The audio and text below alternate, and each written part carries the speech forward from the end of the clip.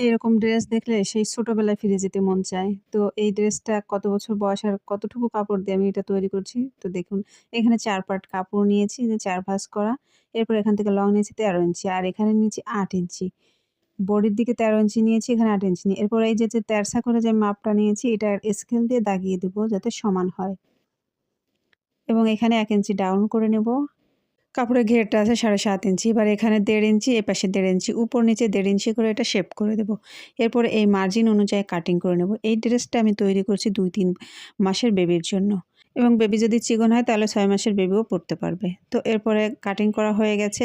একটা আলাদা করে কুচি দিয়ে দেবো। কুচিটা আমি যেভাবে দিচ্ছি আপনারা ঠিক সেভাবে কুচি দিবেন।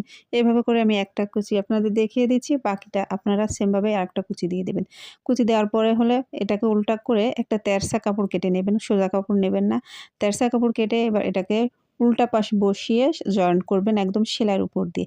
তারপর হচ্ছে সদর করে এটাকে ভাঁজ দিয়ে যখন ভাঁজ দিয়ে সেলাই দেবেন একটু সাবধানে দেবেন, ভাঁজ না পড়ে, ভাঁজ পড়লে শেষে ভালো দেখা যাবে না। তো এভাবে আমি একটা করে নিয়েছি, আপনারা একটা করে নেবেন।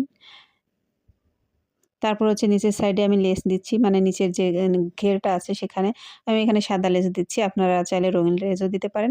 তো এভাবে দিয়ে এটাকে আবার উল্টো করে চাপ সেলাই বসিয়ে দেবো। আমি কিভাবে সেলাই করছি এভাবে দেখবেন। সব সেলাইটা আসলে মুখে বোঝানো যায় না, কিছুটা দেখে শিখতে হয়। তো এভাবে করে আমি একটা রেডি করে নিয়েছি, আরেকটা অফ ক্যামেরায় করে নিয়েছি। এরপর হচ্ছে বগলের সাইডে হচ্ছে গিয়ে সেলাই দেবো। সাইডটা সেলাই করে নেব। আমি একটা সেলাই করে নিচ্ছি, আপনারা এরপরে যে পট্টির কাপড়টা আমি আগে থেকে রেডি করে নিয়েছি তেরছা করে। এরপরে বগলের যে মাঝখানটা বসিয়ে উল্টা পাশে বসিয়ে হচ্ছে সেলাই দেব। এভাবে সেলাই করার পরে এরপর হচ্ছে ফিতার মাথা থেকে সেলাইটা শুরু করব।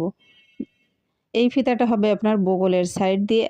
আমি আসলে বুঝাইতে পারতেছি না, এটা আপনারা দেখে আসলে বুঝে নেন। এই যে এভাবে করে বগলের সাইড দিয়ে আমি যে সেলাই করছি। এবার সেলাই করে নেবেন এবং উপর দুটো টার্সেল দিয়ে দিবেন। তো যে আমার ফাইনাল লুকটা এই যে কেমন হয়েছে অবশ্যই কমেন্ট করবেন। আর যদি ভালো লাগে শেয়ার করে অন্যকে দেখার